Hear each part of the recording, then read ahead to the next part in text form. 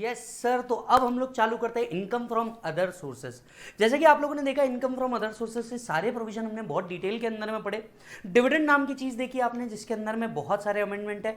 आपने गिफ्ट के प्रोविजन पढ़े जिसके अंदर में बहुत सारे अमेंडमेंट है, आप लोगों ने देखा होगा।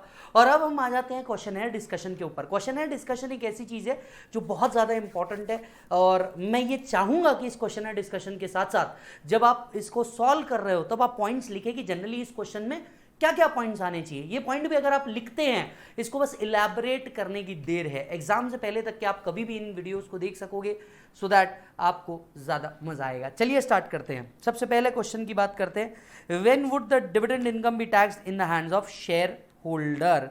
सवाल पूछा जा रहा है when would the dividend income B taxed. आपको याद होगा ये सेक्शन 8 की बात कर रहे हैं हमसे, सेक्शन 8 की बात कर रहे हैं। सेक्शन 8 कहता है कि बॉस इंटरिम डिविडेंड उस साल टैक्सेबल जिस साल मिला, डीम्ड डिविडेंड उस साल टैक्सेबल जिस साल वो डिस्ट्रीब्यूट हुआ या पे हुआ, और फाइनल डिविडेंड उस साल टैक्सेबल जिस साल वो एजीएम के अंदर में डिक्लेयर हुआ। वो आपसे पूछ रहा है when would be taxable, when would be taxable. ये नहीं पूछ रहा डिविडेंड टैक्स है या नहीं, व्हेन वुड बी टैक्सेबल। तो ये चीज तो हम लोगों ने सेक्शन 8 के अंदर में पढ़ी थी, जो नया आपको अब पढ़ना पड़ रहा है because of the finance act 2020, वो पॉइंट आएगा यहाँ पे। So the provision relating to the year of taxability of dividend are contained in section 8 of the Income Tax Act. Any dividend declared by a company or distributed paid within the meaning of 222 shall deem to be the income of the previous year in which it is sold, declared, distributed or paid as the case may be. So जो deemed dividend है जिस साल वो declare हुआ, पे हुआ, उस साल वो क्या हो जाएगा, टैक्सेबल हो जाएगा। Any interim dividend shall deem to be the income of the previous year in which the amount of such dividend is unconditionally made available by company to the member. मतलब जब वो अनकंडीशनली किसके हाथ में पहुंच जाए, मेंबर के हाथ में पहुंच जाए, वो उस साल क्या हो जाएगा, टैक्सेबल हो जाएगा। From finance act 2020 dividend income is taxable in the hands of share holder at normal rate and no deduction shall be allowed except interest under section 57।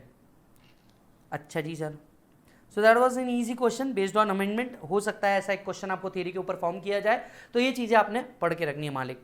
Question number 2, again a very good question. Question बात करता है कि भैया आपको अगर assets मिले, couple of assets मिले, तो इसकी टैक्सेबिलिटी गिफ्ट के अंदर में कैसी होगी। चेक कीजिएगा।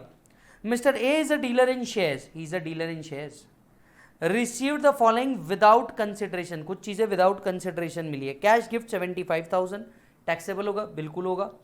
Boolean fair market value 60,000 on his birthday, बिल्कुल टैक्सेबल होगा। Plot of land at Faridabad, stamp value of which is 5 lakh on that day. B purchase the said land in 2009। अच्छा जी, सो भाई साहब प्लॉट ऑफ लैंड मिला है, सपोजिंगली बी से मिला है क्योंकि उसके फ्रेंड ने दिया है, ये भी टैक्सेबल होगा। Mister A purchase from his friend see who is also a dealer in shares 1000 shares at 400 each on 19th June, the fair market value of which was 600 at that day. A sold the share in course of the business on 23rd June. ठीक है। Further on 1st November, A took the possession of property booked by him 2 years back at 20 lakh. Stamp value of that day was 32 lakh and as the date of booking is 25 lakh. He paid 1 lakh by an account pay check. याद आ रहा है क्या मालिक, इन सब चीज़ों को हमने बहुत डिटेल में किया था कि आप लोगों को प्रॉपर्टी अगर मिली होगी, आप प्रॉपर्टी बेच रहे होंगे, तो डेट ऑफ अग्रीमेंट का स्टैम्प ड्यूटी वैल्यू लेना या डेट ऑफ अग्रीमेंट का स्टैम्प ड्यूटी वैल्यू लेना, इसे इंपॉर्टेंट मार्क करें। It's a good question, right. Okay, on 1st March 21 he sold the plot at Faridabad. करना क्या है, कंप्यूट करना है इनकम को of a chargeable under the head of other sources and capital gain. मतलब ये एक ऐसा क्वेश्चन है जिसके अंदर में आपका capital gain as well as other sources को क्या कर दिया है, मिक्स कर दिया गया है। सबसे पहले अगर हम बात करें कैश गिफ्ट की, कंप्यूट करने बोला है। अच्छा एक बात याद रखना, जब भी आपको इनकम फ्रॉम अदर सोर्सेज के अंदर में कंप्यूटेशन बोले, तो आप अदर सोर्सेज के अंदर में 3 फॉर्मेट रख सकते हो। एक फॉर्मेट जहां पे आप कैश गिफ्ट लिखो, अमाउंट लिखो और उसके आगे रीजन लिखो। दूसरा फॉर्मेट कैश गिफ्ट के साथ साथ ही उसका प्रोविजन लिख दो और अमाउंट लिख दो। तीसरा फॉर्मेट है कि आपको उसके अंदर में थियरी लिखने को बोला है। यहां क्लियर कट बोला है कंप्यूट करना है, मतलब आपको नीचे टोटल निकालनी होगी। पर्टिकुलर्स रुपीज रीजन वाला एक फॉर्मेट हो सकता है, या फिर कैश गिफ्ट और उसके साथ साथ प्रोविजन प्लस अमाउंट। याद रखिएगा अदर सोर्सेस के जब भी आप प्रॉब्लम सॉल्व कर रहे होंगे, इन प्रॉब्लम्स के साथ साथ आपको रीजन लिखना जरूरी है, तभी आपको मार्क्स मिलेंगे। आप सिर्फ इतना लिख के आओगे कैश गिफ्ट 74,000 टैक्सेबल, आपका आंसर पूरा करेक्ट होने के बावजूद भी इंस्टीट्यूट आपका मार्क काटेगा, बिल्कुल काटेगा। क्यों? क्योंकि आपने उसका एक्सप्लेनेशन नहीं दिया कि इसको टैक्स क्यों कर रहे हैं। और यही आपकी होती है गलती की, आपको प्रोविजन तो पता है लेकिन उसको लिखना कैसे है ये नहीं पता होता, इस बात को याद रखिएगा। सबसे पहली बात करते हैं कैश गिफ्ट। सो क्या कैश गिफ्ट 75,000 रुपीज टैक्सेबल होने वाला है? ऑब्वियसली टैक्सेबल होगा, because money consideration receive from person और पर्सन एक्सीडिंग 50,000 टैक्सेबल है। यस, तो यहाँ पे भी टैक्सेबल होगा। Cash gift is taxable as per 56(2)(10) if it is exceed 50,000 rupees. तो 50,000 से अगर वो एक्सीड कर गया है, yes it will be taxable. दूसरी चीज आती है बुलियन। क्या बुलियन टैक्सेबल है? यस मालिक, बुलियन आपका टैक्सेबल है। क्यों? क्योंकि इसकी फेयर मार्केट वैल्यू कितने से ऊपर जा रही है? 50,000 रुपीज से ऊपर जा रही है। पूरा 60,000 रुपीज क्या हो जाएगा? सेट टैक्सेबल हो जाएगा। So bullion is included in the definition of property. Bullion is included, just a minute, bullion is included in the definition of property received without consideration and the fair market value exceed 50,000, whole 60,000 यहाँ पे क्या दिखेंगे आपको? Taxable दिखेंगे। फिर आपको मिला plot जिसकी स्टैम्प वैल्यू 50,000 से ऊपर है, ये भी टैक्सेबल हो जाएगा। Stamp value of the plot at Faridabad received without consideration is taxable in 56(2)(10), 5 lakh rupees पूरा टैक्सेबल हो जाएगा। इसके बाद आपने कुछ शेयर परचेज किए। A purchase a share from his friend who is dealer in shares. Dealer in shares है, dealer in shares है। आप कौन है? आप भी डीलर इन शेयर्स है। आप कौन है? आप भी डीलर इन शेयर्स है। फ्रेंड कौन है? डीलर इन शेयर्स है। सवाल उठता है कि बताइए क्या ये अदर सोर्सेज में गिफ्ट बोल के टैक्सेबल हो सकता है क्या? Answer is no. Very conceptual problem. ये पता है यहां इंस्टीट्यूट ने आपको फंसाया है, यहां इंस्टीट्यूट ने आपको फंसाया। आप डीलर इन शेयर्स है, डीलर इन शेयर्स है मतलब क्या हुआ? शेयर्स हुआ आपके लिए स्टॉक इन ट्रेड, और स्टॉक इन ट्रेड अगर है तो वो गिफ्ट के प्रोविजन में आ नहीं सकता, क्योंकि गिफ्ट के प्रोविजन की टैक्सेबिलिटी के लिए मैंडेटरी क्या चाहिए था बेटा? Capital asset. क्या ये कैपिटल असेट है? नहीं, stock in trade is not a capital asset. Section 214 capital gain, इसकी कोई टैक्सेबिलिटी नहीं आने वाली यहां पे। Difference of 2 lakh being value of shares purchase from C a dealer in shares is not taxable as it represents stock in trade. Mr. E is a dealer in Mr. A is the dealer in share, and it has been mentioned that the shares were subsequently sold in the course of his business. Such share represents stocks and therefore nothing is taxable. This is a very crucial amendment. ये amendment आपको क्या करनी होगी बेटा? याद रखनी होगी। Next बात करते हैं। Further on 1st November, A took the possession of property booked by him 2 years ago at 20 lakhs. The stamp duty value was 32 lakh as on this day, and at the time of booking 23, he had paid 1 lakh from account pay check. याद होगा तो ये concept हम लोगों ने already पढ़ा है 50C के साथ भी, प्लस 56(2)(10) में भी। क्या कंसेप्ट है ये? जनरली स्टैम्प ड्यूटी वैल्यू कब की ली जाती है? As on the date of registration. हालांकि stamp duty value as on the date of agreement भी ली जा सकती है, अगर कंसिडरेशन या पार्ट देयर ऑफ का इसे पे किया गया हो, उस दिन पे किया हो at the time of booking, and it is paid by account payee cheque, draft, ECS या अदर मोड एज में बी स्पेसिफाइड, जो रूल 6 ABBA के अंदर में लिखे थे। IMPS, UPI, बीम पे, debit card, credit card, NEFT, RTGS, वो सारे रूल 6 ABBA वाले। सो यहाँ पे 3 लाख रुपीज टैक्सेबल हो जाएगा, और 23 लाख को हमें कंसिडर करना होगा, क्योंकि आपने पार्ट ऑफ द कंसिडरेशन का में पे किया है, अकाउंट पे चेक ड्राफ्ट में पे किया है। डन, ये टोटल कर लेंगे, आपका बनेगा इनकम फ्रॉम अदर सोर्सेस। अब इसके आगे की बात।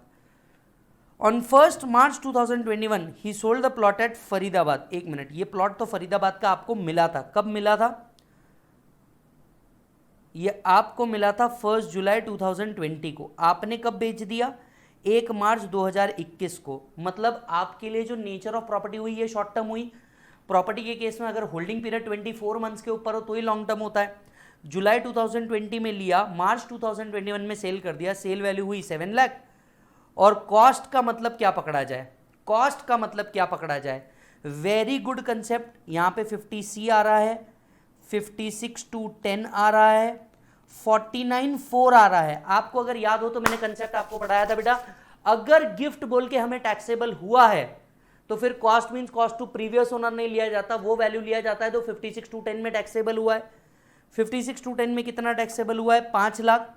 तो यहाँ पे 49(4) अप्लाई होगा, और आपको शॉर्ट टर्म कैपिटल गेन आएगा बेटा 2 लाख रुपीज का। Very important concept. 49(4) यहाँ पे अप्लाई होगा, 7 लाख माइनस 5 लाख कितना बचेगा बेटा? 2 lakh. That would be short term capital gain, right. Check करो मालिक, नोट चेक करो।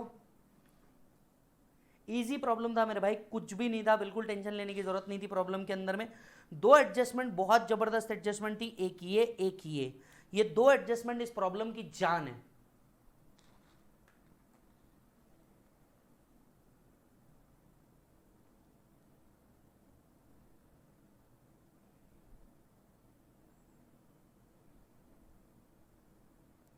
Done sir.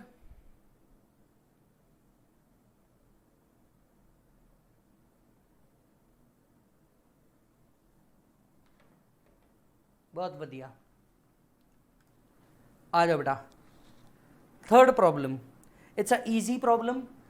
किस बारे में बात करता है? अगेन टैक्सेबिलिटी के बारे में बात कर रहा है, गिफ्ट के ही। Discuss the taxability and otherwise in the following in the hands of recipient.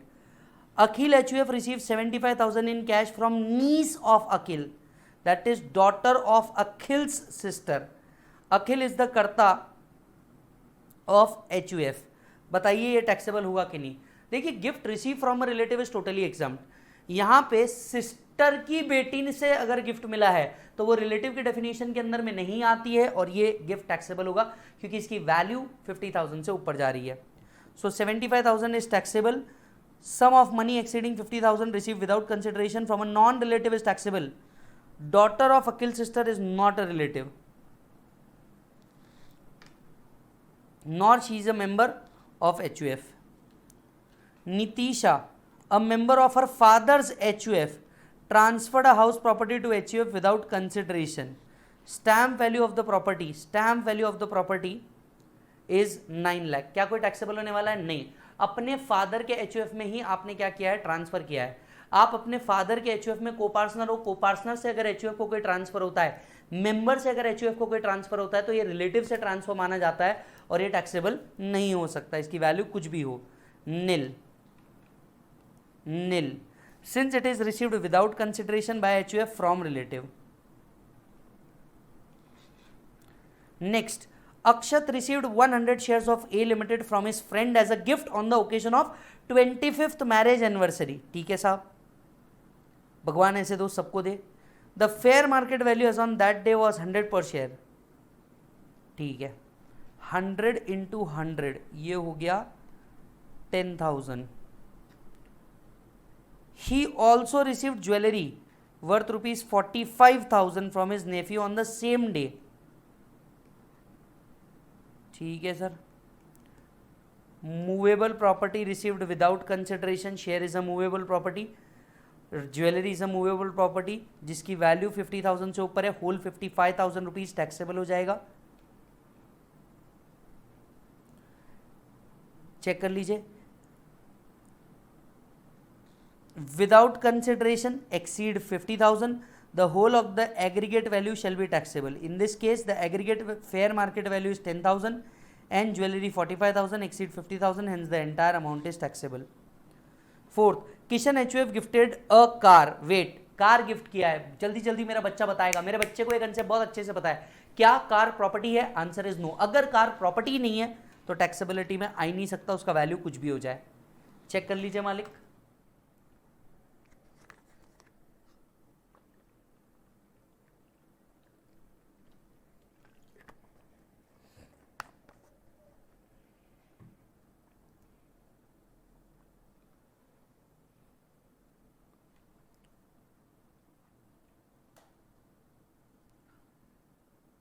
Coming over to the next point, question number 4। अच्छा कंसेप्ट है, interest on compensation, enhance compensation का क्वेश्चन है।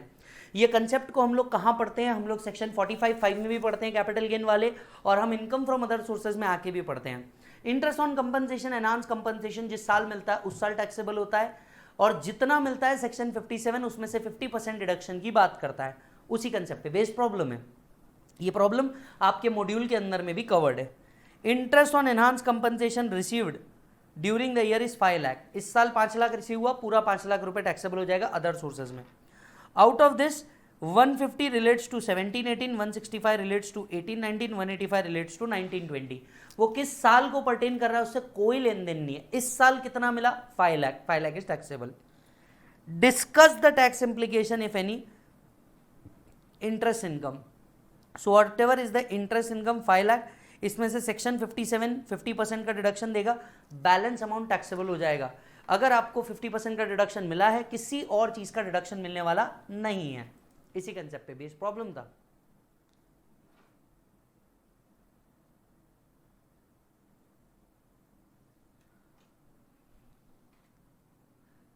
Question number 5.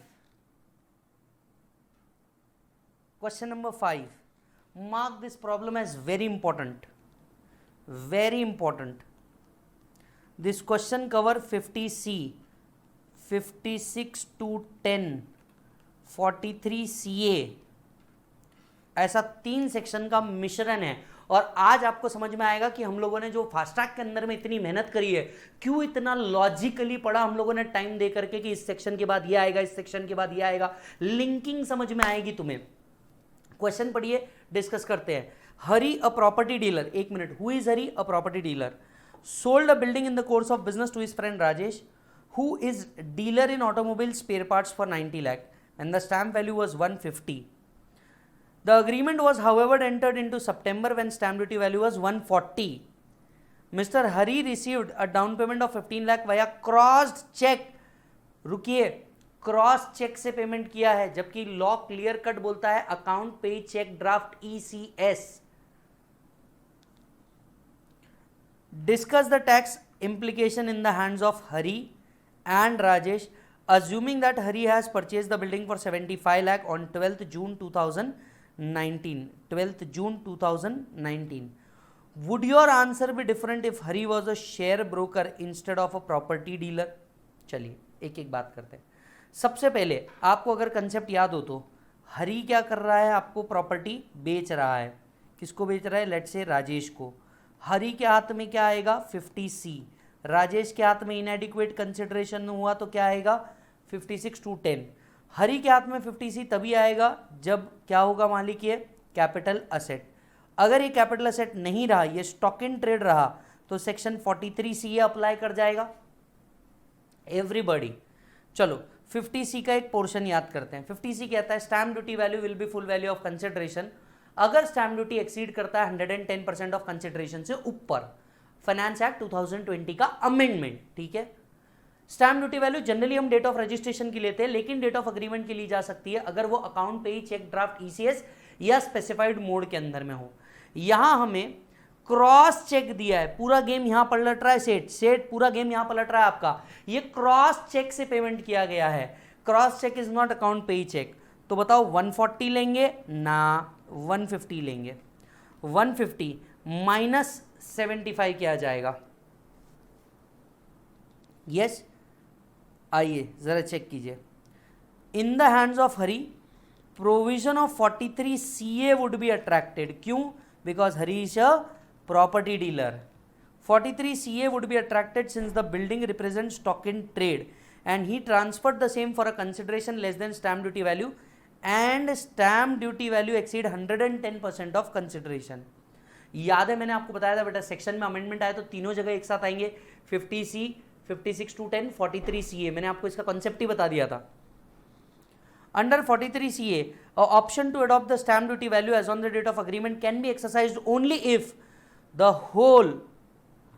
whole or part of the consideration has been received on or before the date of agreement by way of account pay check draft ECS net banking credit card debit card UPI RTGS NEFT beam pay।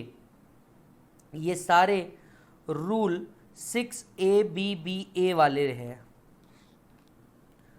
आधार पे on or before the date of agreement। In this case, since down payment of 15 lakh is made by a cross check and not account pay check, the option cannot be exercised. Therefore 75 lakh being the difference between 150 and 75 would be chargeable as business income in the hands of Hari। अच्छा जी। at the same time Rajesh के हाथ में 56 to 10 आएगा, बिल्कुल आएगा, राजेश के हाथ में 56 to 10 आएगा। So Rajesh is a dealer in automobile spare part. Building purchase would be a capital asset in his hand, क्योंकि वो ऑटोमोबाइल स्पेयर पार्ट में है, उनके लिए ये स्टॉक एंड ट्रेड नहीं है, उनके लिए तो ये कैपिटल एसेट ही बनने वाला है। The provision of 56 to 10 would be attracted in the hands of Rajesh and difference between stamp duty value 150 minus consideration कितने में दिया था 90 लाख, सो 60 लाख रुपीज राजेश के हाथ में आ जाएगा। And the difference between consideration and stamp duty value exceeds being higher of 50,000 and 10% of consideration. Therefore 60 lakh being the difference between stamp duty value 150 and actual consideration 90 would be taxable, ये हुआ पहले part का answer. दूसरा part क्या कह रहा है, would your answer be different if Hari is a share broker instead of a property dealer. अगर वो प्रॉपर्टी डीलर नहीं है तो बाकी सब सेम रहेगा, सिर्फ सेक्शन 50C आ जाएगा, सेक्शन 50C आ जाएगा। The 75 lakh being difference between stamp duty value 150 and consideration 75 would be treated as short term capital gain. yes or no? Since the down payment of 15 lakh has been received on the date of agreement by cross check and not account pay check, the option cannot be exercised. 50 minus 75 will be short term capital gain. अच्छा, राजेश के हाथ में तो कुछ नहीं बदलने वाला, इनके हाथ में तो पहले भी 56/10 था, अभी भी 56/10 रहेगा, इनके हाथ में कुछ नहीं बदलने वाला। पढ़िए,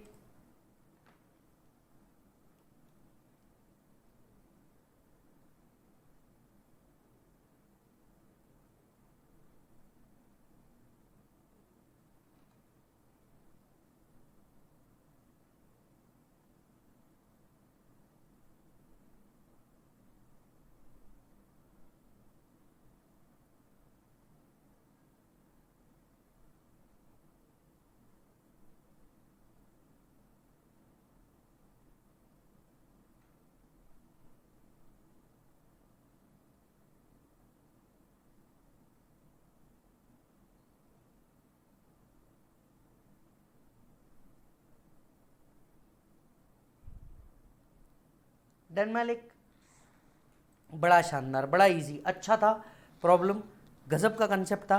इसको कर लो सेल्फ के अंदर में। क्या बताया है, कौन सी इनकम किस हेड में टैक्सेबल होगी, आपका बड़ा बेसिक नॉलेज टेस्ट किया गया है, कौन सी इनकम किस हेड के अंदर में टैक्स होने वाली है। सेल्फ कर सकते हो, कोई प्रॉब्लम नहीं है, इसको भी सेल्फ कर सकते हो।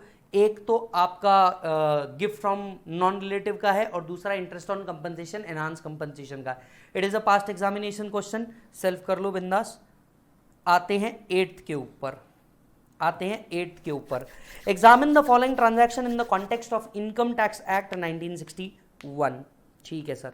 B transferred 500 shares of R private limited to Mrs B company private limited on 10/10/2019 for 3 lakh and the market value was 5 lakh. Indexed cost of acquisition for B was computed to be 4,45,000. The transfer was not subject to security transaction tax.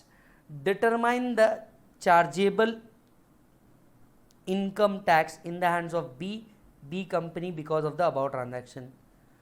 सोच के देखिएगा, transaction में difference क्या है, बताओ क्या difference है।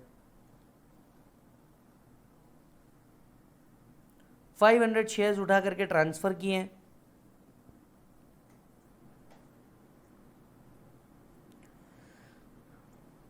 B के हाथ में क्या आएगा, एक मिनट, पूछा किसके हाथ में, discuss the income chargeable to tax in the hands of B and company private limited. अच्छा जी, आ जाओ।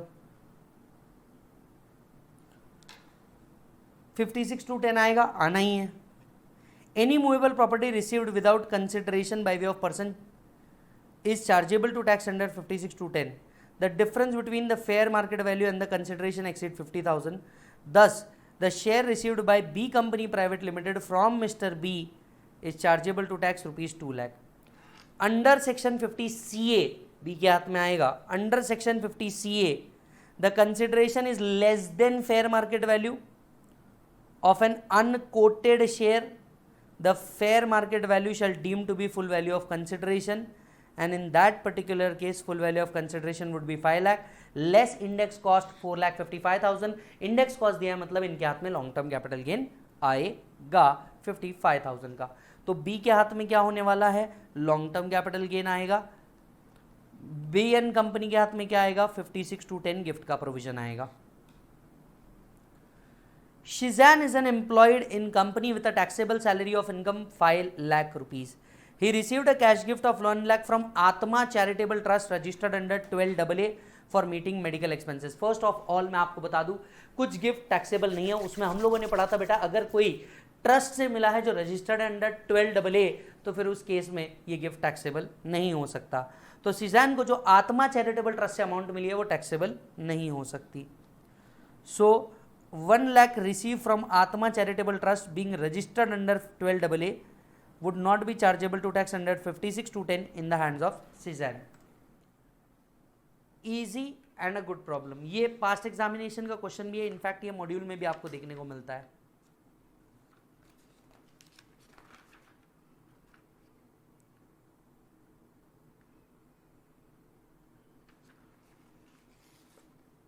Done sir.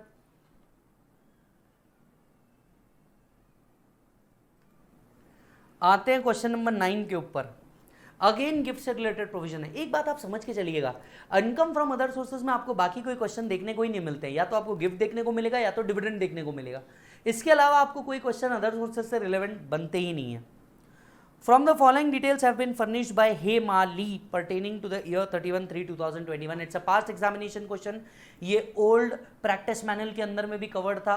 ये if I am not wrong RTP के अंदर नहीं था, बट ये CS एग्जामिनेशन में भी एक बार नाम बदल के पूछा गया है। Following details have been furnished by Hemali. Cash gift 51,000 receive from her friend on the occasion of Shashtipurti, a wedding function celebrated on her husband's completing 60 years of age. This was also his 25th wedding anniversary. Wedding anniversary पे मिला हुआ gift taxable है। Yes, सो 51,000 जो friend से received हुआ है ये taxable होगा। क्या लिखना होगा, 56/10 का गिफ्ट का प्रोविजन लिखना होगा। Value of money receive from person और person exceeding 50,000 rupees the whole of such sum would be taxable. Plus बताना होगा ये फ्रेंड से मिला हुआ है, 51,000 पूरा टैक्सेबल होगा। एक, so any sum of money received by individual on the occasion of marriage of individual is exempt. This provision however not applicable to cash gift received during a wedding function. Gift 51,000 non-relative is therefore chargeable to tax. Question number 2. On the above occasion, diamond necklace worth rupees 2 lakh was presented by her sister. रुक जा, बहन ने दिया है, बहन का प्यार income tax रोक नहीं सकता, और इसी के लिए 2 लाख का नेकलेस का कोई टैक्सेबिलिटी नहीं आएगा, because gift receive from relative is totally exempt. The provision of 56/10 are not attracted in respect of any sum money property received from a relative. Thus, the gift of diamond necklace receive from relative is not taxable under 56/10.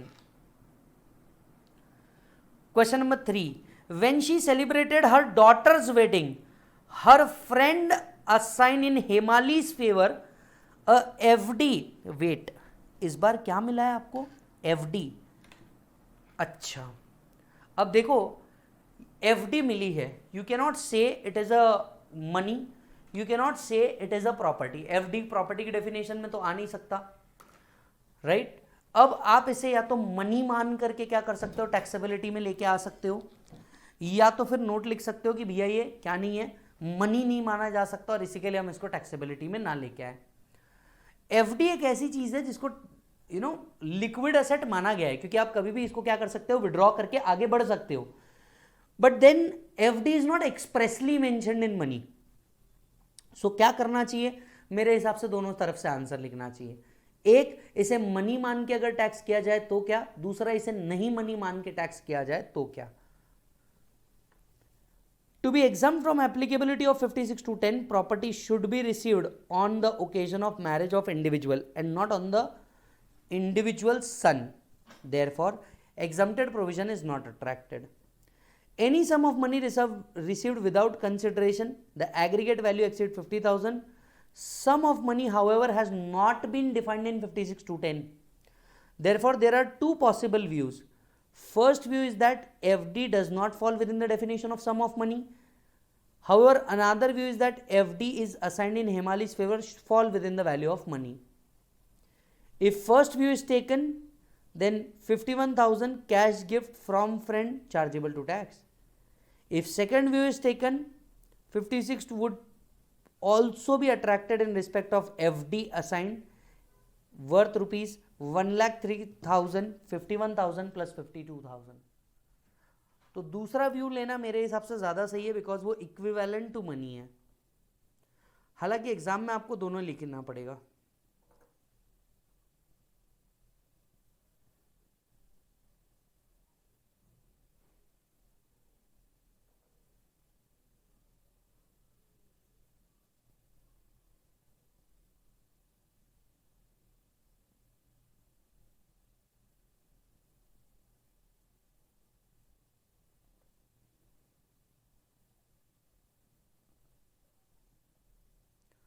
Done sir.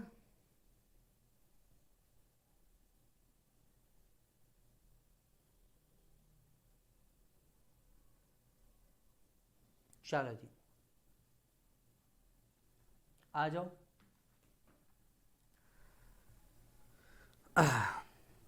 Question number 10 you can do it on self.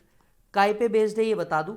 Interest on compensation enhance compensation pay based है और आप इसको कर सकते हो. देखो बेटा जब भी मैं आपसे ये कह रहा हूँ ना do it on your self मतलब इसका एक क्वेश्चन मैं ऑलरेडी ले चुका हूँ. ये सिमिलर टाइप का क्वेश्चन है किसी दूसरे एग्जामिनेशन के अंदर में आया होगा और ये मैं आपको करने के लिए दे रहा हूँ. डन. तो you can do it on your self. Easy है. Interest on compensation enhance compensation pay based है. Then we come to question number 11 which is a easy one. Let's do it quickly. Discuss the taxability or otherwise of the following gift received by M an individual during the financial year. 24,000 each from 4 friend on the occasion of his birthday. ऐसे दोस्त हमें क्यों नहीं मिलते यार जिंदगी में. 4 दोस्त ने मिल करके दिया है अमाउंट. चलो भाई साहब क्या ये टैक्सेबल होगा. यस 50,000 से ऊपर चले गया है टैक्सेबल होगा. वैसे भी ओकेजन बर्थडे है. क्या लिखना होगा. Sum of money received from person और person in aggregate the value of which exceed 50,000 the whole amount is taxable. और पूरा अमाउंट को क्या करना होगा 96,000 को टैक्स करना होगा. Wrist watch valued at 60,000 on occasion of new year. ये नॉट टैक्सेबल है. वाई मेरे भाई रिस्ट वॉच क्या प्रॉपर्टी है और अगर ये प्रॉपर्टी ही नहीं है तो ये टैक्सेबिलिटी में आ नहीं सकता. 56(2)(10) provides that the taxability of gift received without money being movable property, etc. Gift of watch is not covered by provision of 56(2)(10) and therefore it is not chargeable to tax. लिखो यहाँ पे cause it is not a property.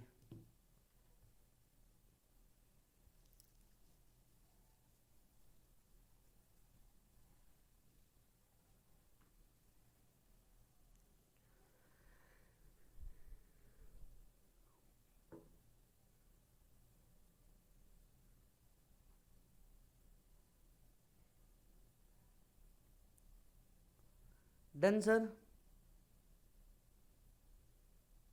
चलो जी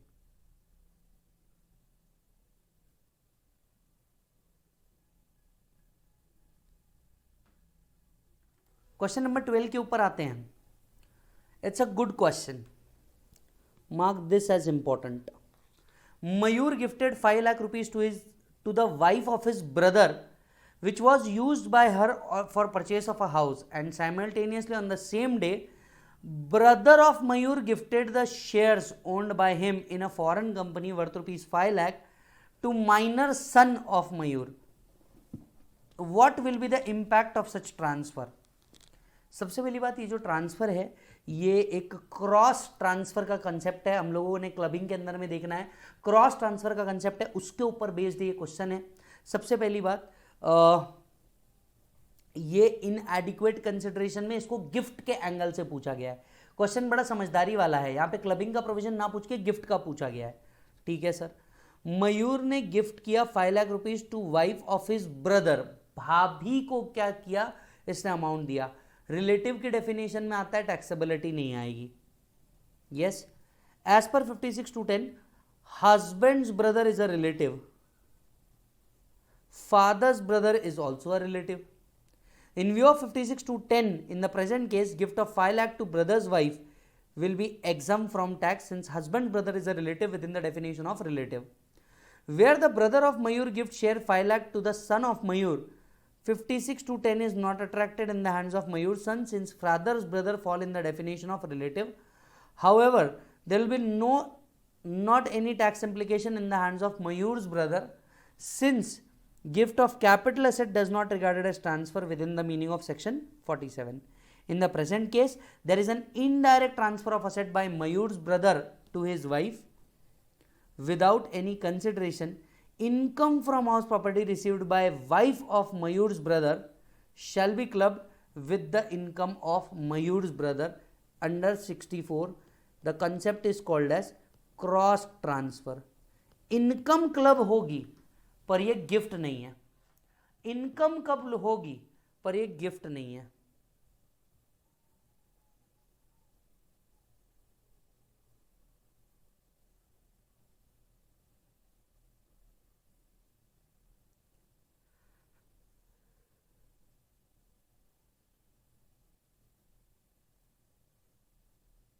done sir.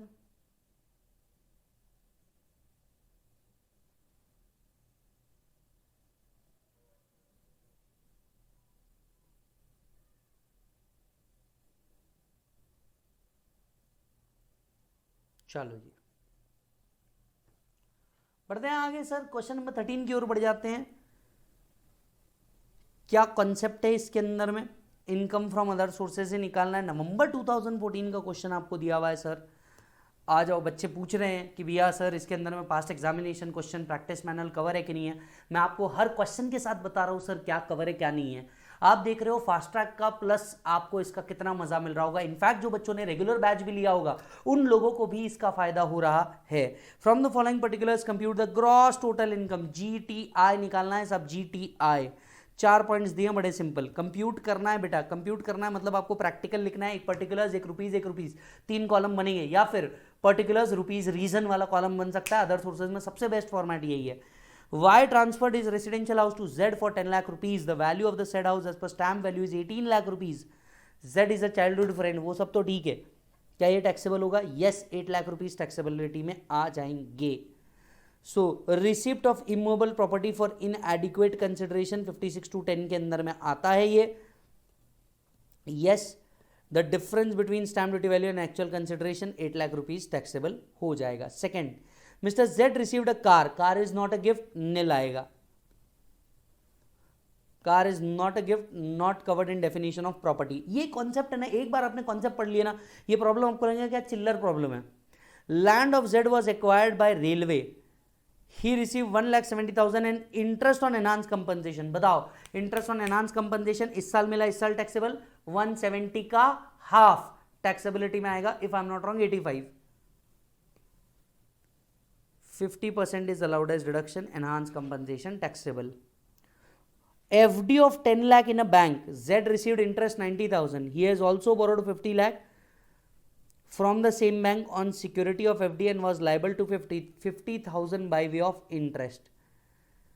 He therefore offered the difference between the two amount 40,000 as income from other sources. बिल्कुल गलत काम किया है. आपको पूरी इनकम शो करना पड़ेगा. जितनी इंटरेस्ट इनकम आपको रिसीव्ड हुई है 90,000 की, वो पूरी लेना पड़ेगा और इसका टोटल आएगा बेटा आपको क्रॉस. चेक करना ये लास्ट नोट, ये लास्ट नोट चेक कर लेना.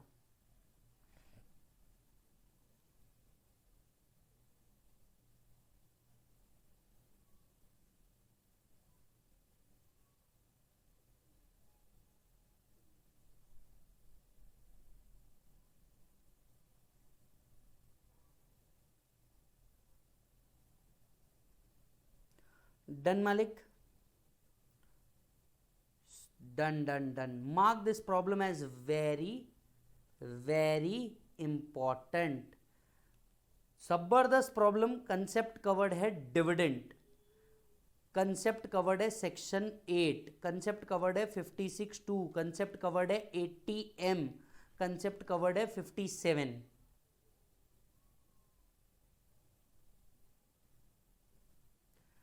जबरदस्त कॉन्सेप्ट है. आपको याद होगा फाइनेंस एक्ट 2020 से डिविडेंड टैक्सेबल हो चुका है।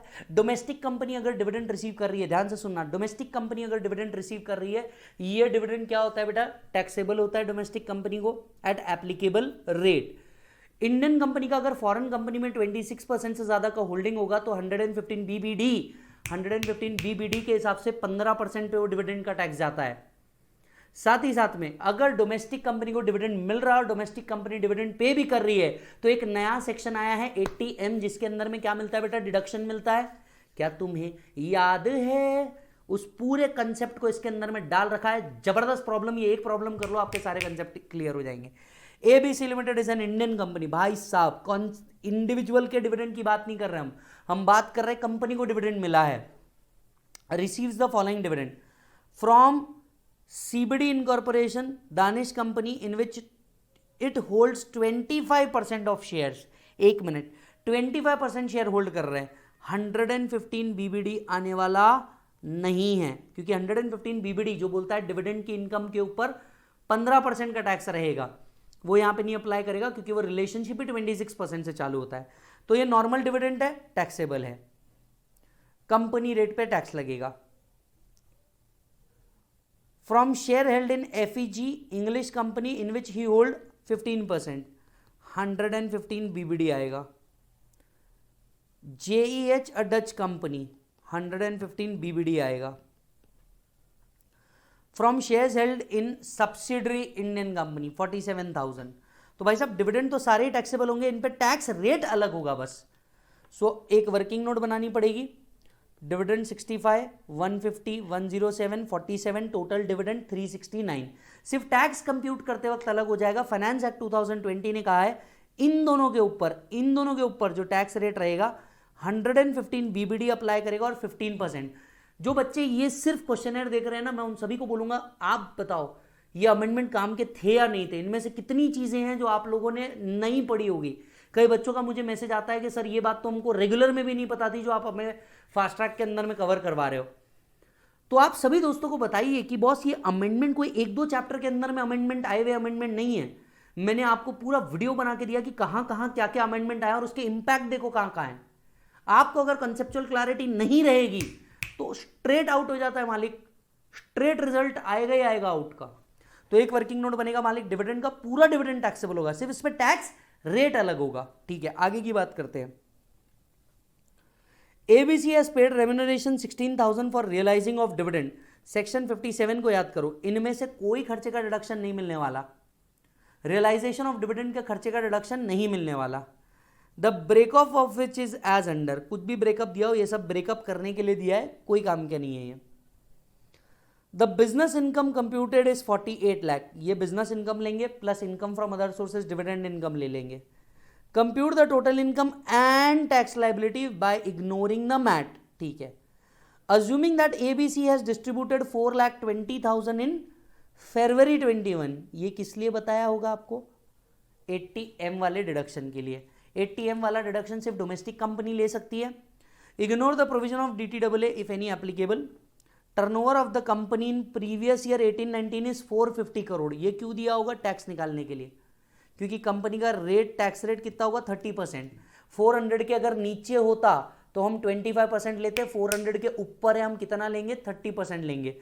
इतना जगह तुम्हारा ब्रेनस्टॉर्मिंग हुआ है। करना क्या है? टोटल इनकम निकालना है। पर्टिकुलर्स रुपीज का कॉलम बनेगा। सबसे पहले बनेगा PGBP 48 लाख रुपीज, ये आ गया। एक वर्किंग नोट आपने डिविडेंड का ऑलरेडी बनाया, उसका टोटल 369, ये आ गया। कोई और इनकम आपको यहां पे दिख रही नहीं है। टोटल इनकम बनेगी 51,69,000। डन। इसमें से 80M का डिडक्शन मिलेगा। 80M का डिडक्शन किसको मिलता है? डोमेस्टिक कंपनी को मिलता है। कितना मिलेगा? लोअर ऑफ जितना डिविडेंड रिसीव हुआ या जितना डिविडेंड पे कर रहे हो। डिविडेंड रिसीव कितना हुआ? 369। डिविडेंड पे कितना कर रहे हो? 420। विच एवर इज लोअर, 369 का बेनिफिट मिलेगा। ये फाइनेंस एक्ट 2020 से अमेंडमेंट है बेटा। क्वेश्चनर के अंदर में सारे concepts covered.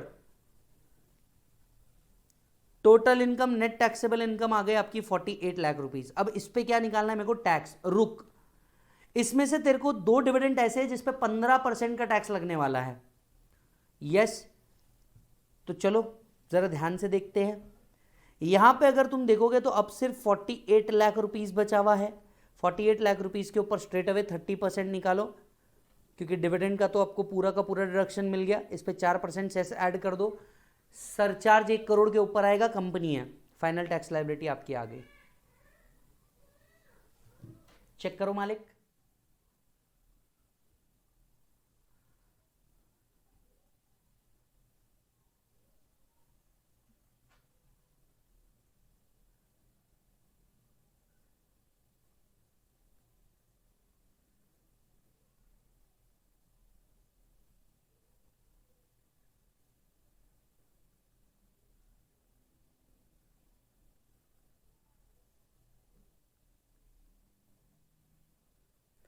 Done, that's it. सो ये एक प्रॉब्लम भी अगर आप करके चले गए, देखो इंडिविजुअल को अगर डिविडेंड मिलता है तब तो बड़ा इजी कॉन्सेप्ट है, जितना डिविडेंड मिला इनकम फ्रॉम अदर सोर्सेज में डाल दे और सिर्फ इंटरेस्ट ऑन बोरोड कैपिटल का डिडक्शन मिलने वाला है। तो क्वेश्चन बड़ा इजी सा क्वेश्चन बनने वाला है। अगर तुम देखोगे तो बड़ा इजी है, सिर्फ इंटरेस्ट का डिडक्शन मिलेगा और कुछ भी नहीं मिलने वाला। बाकी आपको किसी के ऊपर प्रैक्टिस करनी चाहिए, तो इंडियन कंपनी जब डिविडेंड रिसीव कर रही है इसके ऊपर आपको प्रैक्टिस करनी चाहिए। इसी के साथ साथ हमारा क्वेश्चनेयर खत्म होता है। किसका बेटा? इनकम फ्रॉम अदर सोर्सेज का। 12 क्वेश्चन रखे हैं मैंने इसके ऊपर, और सारे क्वेश्चन अमेंडमेंट बेस्ड को करते हुए ध्यान में रखे हुए हैं। देखो मैं आपको एक और बात बताता हूं, आप जब भी कोई नई बुक खोलोगे ना, आपको 50 क्वेश्चन दिखेंगे, 50 क्वेश्चन दिखेंगे। क्वेश्चन के ऊपर, कंसेप्ट के ऊपर थोड़ा सा ध्यान दो। अगर आपके कॉन्सेप्ट क्लियर है ना, क्वेश्चन कितने में मिले, किस प्रकार के भी मिले, कोई फर्क नहीं पड़ने वाला आपको। मैं आपको बता दूं, बैच के एंड में मैं टोटल इनकम वाले प्रॉब्लम लेने वाला हूं। बैच के एंड में मैं टोटल इनकम वाले प्रॉब्लम लेने वाला हूं, वहां पे हम कुछ सॉल्व करने वाले हैं। वहां आपको इन सब चीजों का कंबाइनेशन देखने को मिलेगा। Done sir. सो यहीं रुकते हैं और आगे के लेक्चर्स में आपसे मुलाकात होगी। आप अपना पूरा ध्यान रखें। Take care.